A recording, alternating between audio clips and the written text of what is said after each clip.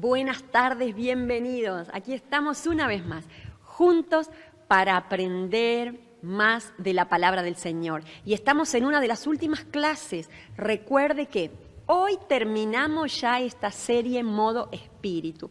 Solo nos va a quedar en la próxima clase hacer un repaso comprimido de los pasos exactos que usted y yo debemos dar cada día para poder crecer en gracia y en comunión con el Espíritu Santo.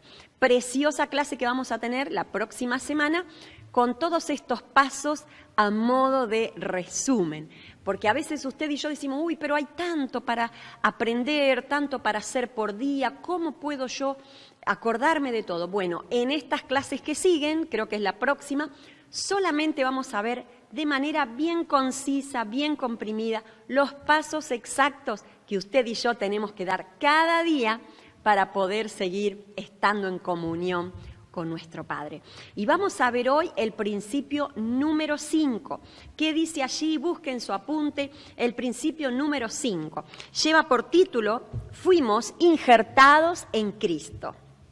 Fuimos injertados en Cristo. Y vamos a leer allí en el apunte Romanos 6:5. Lo vamos a leer directo del apunte porque lo tenemos en otra versión. ¿Sí? No lo tenemos en la versión Reina Valera, sino en otra versión. Y dice así, pues si fuimos injertados en Cristo cuando Él murió, de la misma manera participamos con Él en su resurrección. Sabemos que nuestra vieja naturaleza pecaminosa fue clavada en la cruz junto con Cristo. De esta manera ya no está bajo el dominio del pecado, ni tiene que someterse a la esclavitud del pecado, porque al morir quedamos libres de su dominio. Y por cuanto nuestra naturaleza pecadora murió con Cristo, creemos que también compartiremos su nueva vida. Hay algo hermoso aquí en este versículo. Hay dos aspectos.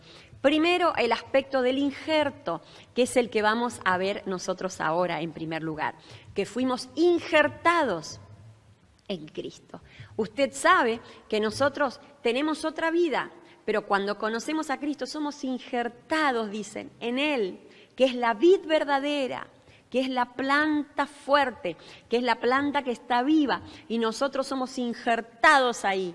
Dios nos injerta, no sé si usted tiene algún conocimiento de botánica o de jardinería, y usted sabe lo que es el injerto.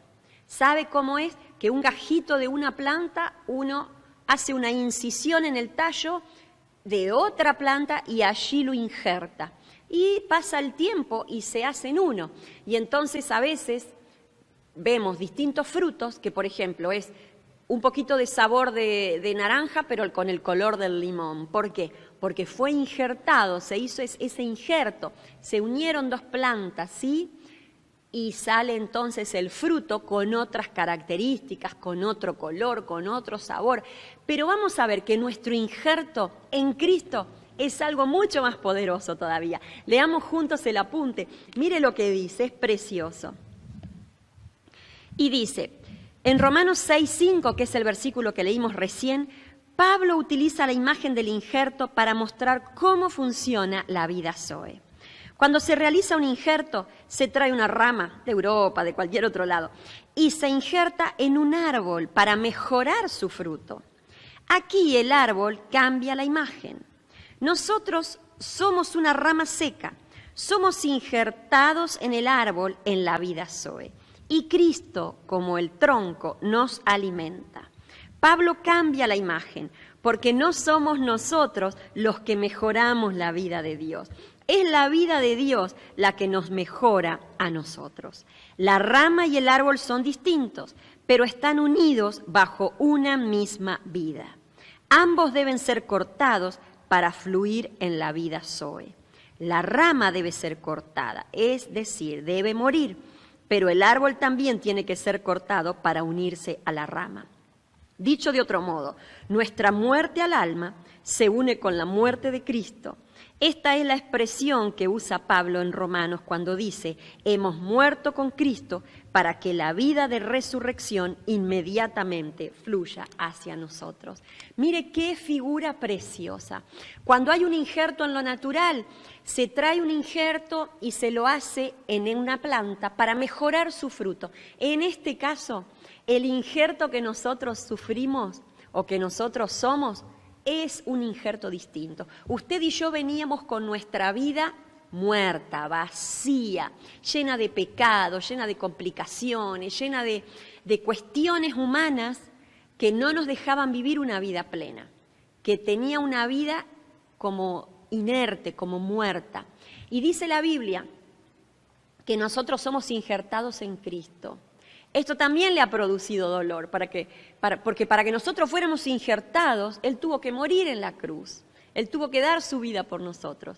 Y ahí cuando nosotros somos injertados, nos unimos con Él en su sacrificio, nos unimos con Él en su muerte. Nosotros recibimos vida. Y esa rama seca que antes éramos, esa rama vacía, esa rama que no tenía nada bello, no tenía nada bueno, esa rama pasa a tener vida, pasa a dar fruto, pasa a ser algo abundante, algo fresco, algo que uno ve y realmente dice, esta persona tiene algo especial. Mire qué injerto hemos sido nosotros, hemos sido injertados, pero para recibir vida, no para mejorar esa planta como se hace en lo natural, sino para que la planta injertada, la rama seca, ella sea la que recibe vida, la vida de Cristo. Qué preciosa figura.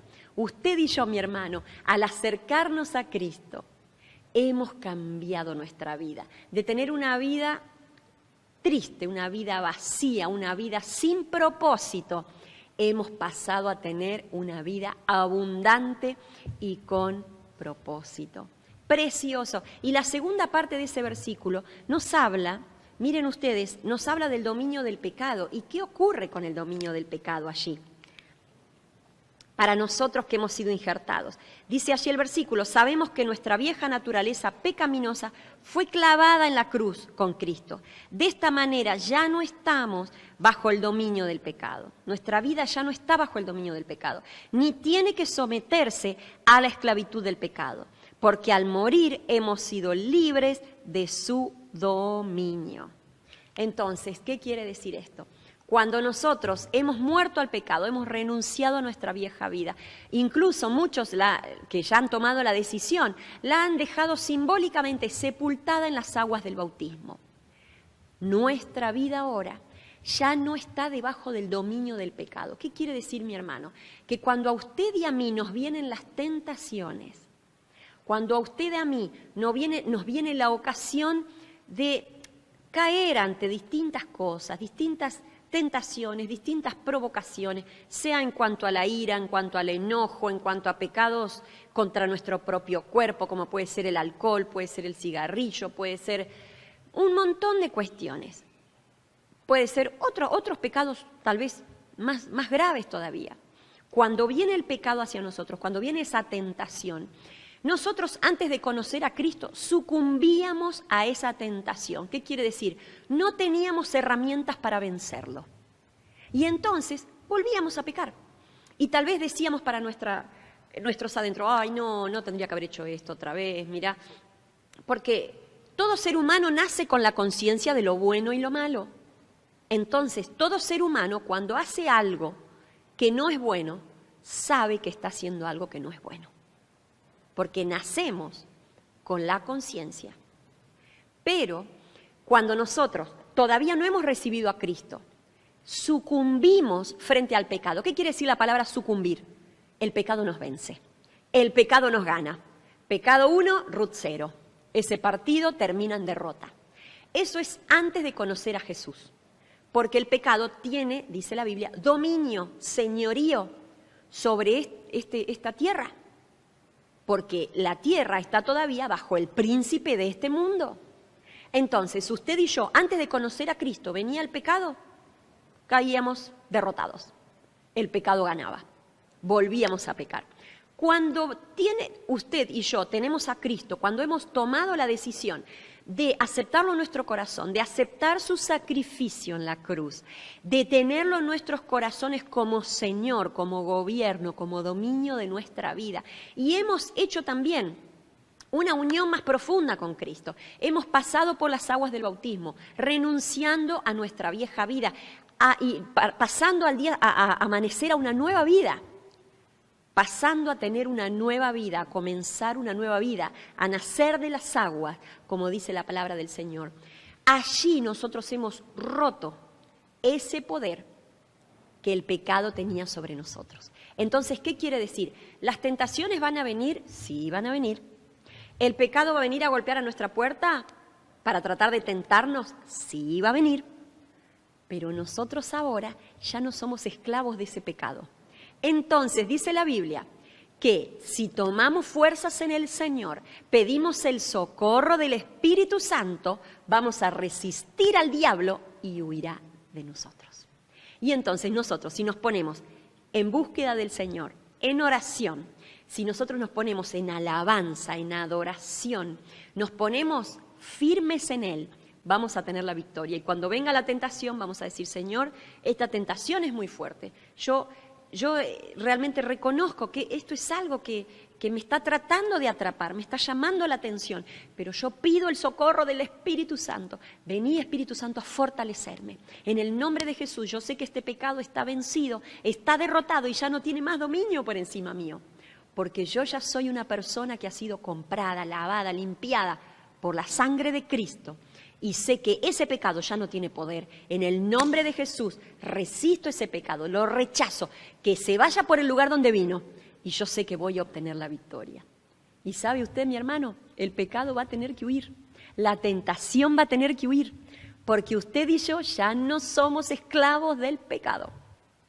Esa es la diferencia cuando viene el pecado entre alguien que le entregó su vida a Cristo y alguien que todavía está bajo el dominio del príncipe de este mundo. ¿Se entiende? Hay una salida de victoria, hay poder para poder hacer frente a las tentaciones, frente a todas las luchas, por más fuerte que sea esa tentación.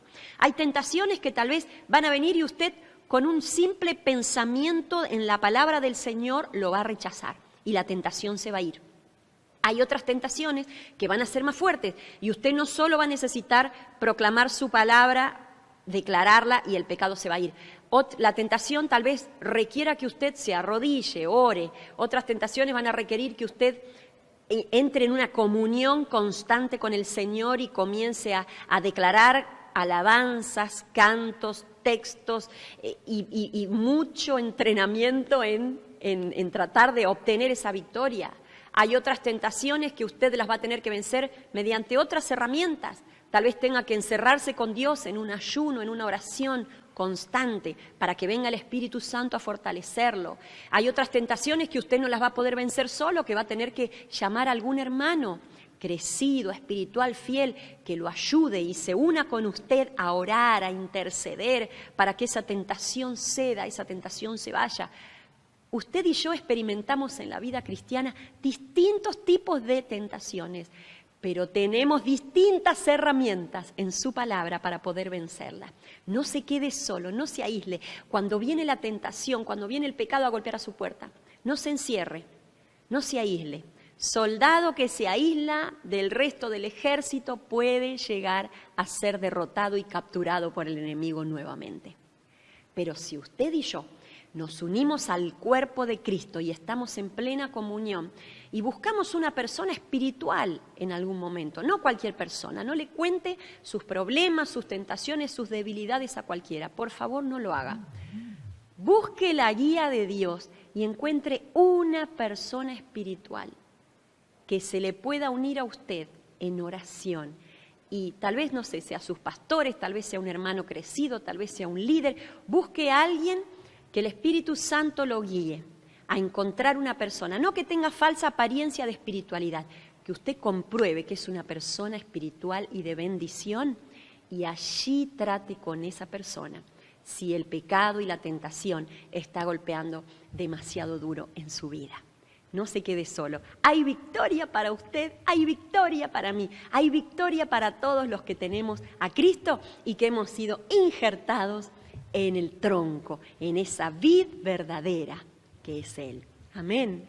Y vamos a mirar el punto siguiente. Y dice allí, el principio 6, dice, la vida de resurrección es la vida del Cristo ascendido. Esa es la vida que usted y yo somos llamados a vivir, una vida de resurrección. ¿Y cómo es esa vida de resurrección? Es la vida del Cristo ascendido. Vamos a leer qué dice Efesios 2:6. Busquemos Efesios 2:6. Allí está incluso en el apunte, si usted quiere.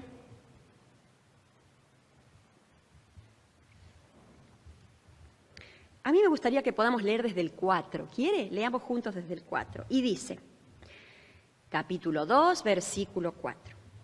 Pero Dios, que es rico en misericordia, por su gran amor con que nos amó, aun estando nosotros muertos en pecado, nos dio vida juntamente con Cristo Jesús. Por gracia sois salvos. Y juntamente con Él nos resucitó y asimismo nos hizo sentar en los lugares celestiales con Cristo Jesús. Nos hizo sentar en los lugares celestiales con Cristo Jesús. Y leamos el versículo siguiente y dice, para mostrar en los siglos venideros las abundantes riquezas de su gracia, en su bondad, para con nosotros en Cristo Jesús. Qué precioso esto. Entonces, dice que Él nos amó, pero nos amó no cuando ya estamos limpios, cuando ya usted y yo creemos que somos merecedores del amor de Dios. No, nos amó antes. Dice, cuando estábamos todavía en nuestro pecado, cuando estábamos todavía en nuestras equivocaciones, en nuestros errores, en nuestra vida de maldad. Allí dice que Jesús nos amó y nos salvó por gracia y nos dio vida. Allí nos dio una vida nueva, pero por gracia, como un regalo, no porque usted y yo lo merezcamos, pero nos dio como regalo porque Él así quiso hacerlo. Y dice que no solo nos amó, no solo que nos salvó, sino que nos resucitó. Juntamente con Él, dice el 6, nos resucitó y asimismo nos hizo sentar en lugares celestiales con Cristo Jesús. Y esto me encanta, el término que nos resucitó. Porque a veces nosotros llegamos al Señor y pensamos que nuestra vida simplemente Jesús vino a agregarse a nuestra vida que ya era linda y que ya teníamos. No, mi hermano, Jesús dice la Biblia que nos resucitó a una nueva vida. No vino a mejorar nuestra vida. Nosotros no somos mundanos mejorados. Los cristianos somos nuevas criaturas, dice la Biblia. No somos mundanos mejorados, somos nuevas criaturas. Toda nuestra vida anterior quedó muerta y sepultada. No había nada bueno en esa vida anterior. Nosotros tuvimos que morir a esa vieja vida y resucitar a una nueva vida. Entonces, cuando tenemos este concepto, cuando tenemos esta verdad bíblica bien clara en nuestra cabeza, entendemos que toda nuestra vida cambió. Cambió nuestro pensamiento, nuestra manera de ver, nuestra manera de vivir, nuestra manera de pensar, nuestra manera de movernos, de hablar, de mirar, de vestirnos, de proyectar, de soñar. Todo cambió. Estamos resucitados a una nueva vida y una vida preciosa que tenemos que ir aprendiendo cada día. No nos quedemos con esa vieja vida que teníamos antes y apenas tomar algunas palabritas de Jesús que me sirven. A ver, me puede sanar, me puede bendecir, me puede dar el dinero que necesito. Entonces, eso es lo único que yo tomo de Jesús, lo único que persigo de Jesús. Algunas cositas que le sirven a mi vida anterior. No, yo renuncio a mi vida anterior, la dejé sepultada, esa vida quedó muerta, esa vida no tenía ningún objetivo, no tenía sentido, no tenía emoción, no tenía sueños, no tenía propósitos. Esa vida quedó sepultada. Yo ahora estoy aprendiendo una nueva vida y estoy aprendiendo todo. Todo es nuevo, todo es nuevo. Miren, yo cuando era... Bueno, me he mudado muchas veces en mi vida, pero siempre me mudaba a casas que ya estaban hechas. Me he mudado en total 14 veces en mi vida. Ese es el récord que tengo. Y me pienso seguir mudando, porque me encanta mudarme. Es algo hermoso. Y para mí. Y saben ustedes que una de esas mudanzas fue totalmente distinta a las otras. ¿Por qué? Porque esa mudanza fue a una casa nueva, a estrenar una casa. Entonces, las mudanzas anteriores íbamos a baños que ya habían sido usados, íbamos a dormitorios que ya habían sido usados, íbamos a cocinas que ya habían sido usadas.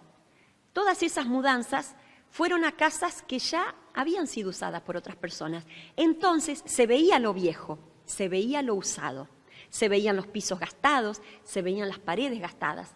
Todo ya era usado. Pero una vez que mi papá compró desde el terreno y comenzó de cero a hacer los cimientos y fueron haciendo de cero, todo de cero, todo de cero. Esa vez que nos mudamos a esa casa fue una emoción enorme, porque todo era nuevo, todo había sido hecho de cero. Y los pisos esos, las primeras personas que pisaban esos pisos éramos nosotros, y las primeras personas que usaban esos baños éramos nosotros. Y las primeras personas que veían esos techos y esas paredes y se acostaban en esos dormitorios, éramos nosotros. Y eso fue una emoción, fue algo precioso. Porque cuando llegamos a esa casa, el dormitorio donde mi hermana y yo dormíamos había sido pensado especialmente para nosotras. Y mi papá nos había hecho un vestidor para que nuestro placar y nuestra ropa y donde nos pudiéramos vestir estuviera en un lugar aparte, no en el mismo recinto del dormitorio, sino un lugar aparte, especial para vestirse. Y para mi hermana y para mí eso fue una emoción tan grande, porque mi papá lo hizo pensando en nosotras. Todo había sido hecho pensando en nosotras. Mi abuela tenía una habitación que había sido hecho pensando en ella, y mis padres y mi hermano, otra habitación muy grande, pensando en él. Y todo así en la casa había sido pensado para nosotros. Era una vida nueva, una casa nueva. Y aquí en la vida cristiana nosotros tenemos esa posibilidad. Dice la Biblia que fuimos resucitados y nos sentó en lugares celestiales, juntamente con Cristo. Todo nuevo para usted y para mí. Todo nuevo. Podemos aprender a hablar de una manera nueva, a mirar de una manera nueva, a pensar de una manera nueva, a proyectar de una manera nueva, a soñar de una manera nueva. Todo en esta vida cristiana, a la que hemos sido resucitados por Cristo Jesús. Todo es nuevo. ¡Qué emoción!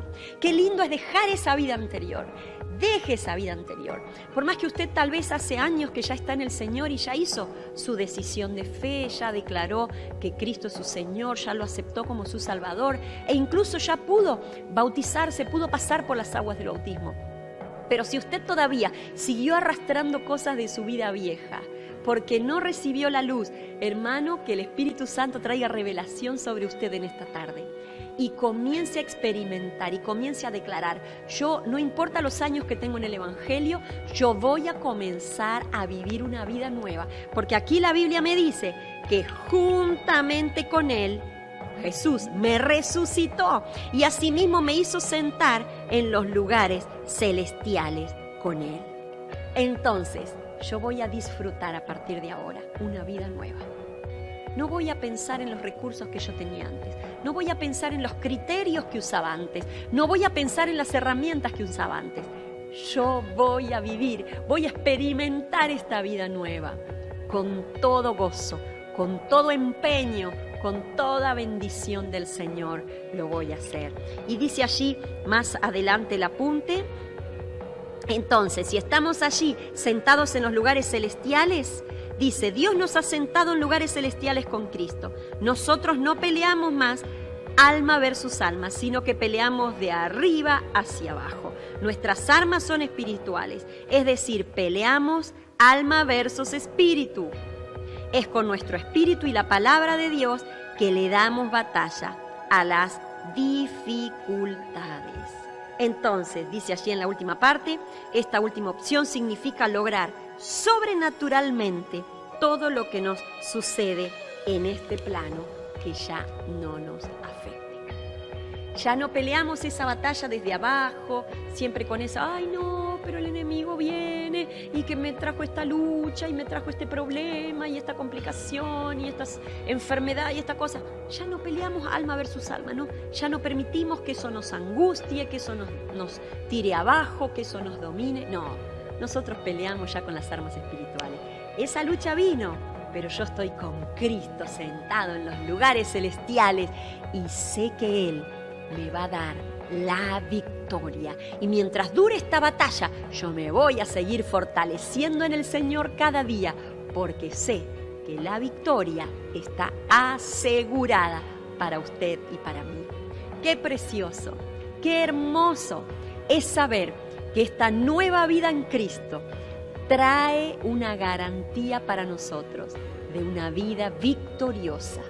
Las luchas van a venir, los problemas van a venir, las tentaciones van a venir, pero usted y yo vamos a tener la victoria, porque estamos, dígalo juntamente conmigo otra vez, y juntamente con Él nos resucitó, dígalo, y asimismo nos hizo sentar en lugares celestiales con Cristo Jesús. Y ya no peleamos acá en el plano natural, sino que todo lo peleamos en el plano espiritual.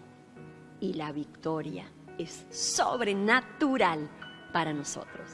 ¡Qué bendición! Oremos juntos en esta tarde. Bendigamos al Señor y démosle gracias.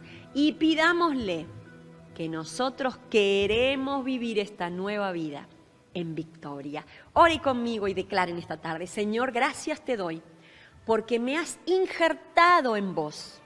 Yo reconozco que era una rama seca y vacía, pero al ser injertado en vos, he recibido tu vida y ahora mi vida tiene sentido, tiene propósito, tiene esa vida que fluye desde vos mismo y voy a experimentar cada día lo que dice aquí Efesios, que estoy sentado con vos en los lugares celestiales, he sido resucitada juntamente con vos.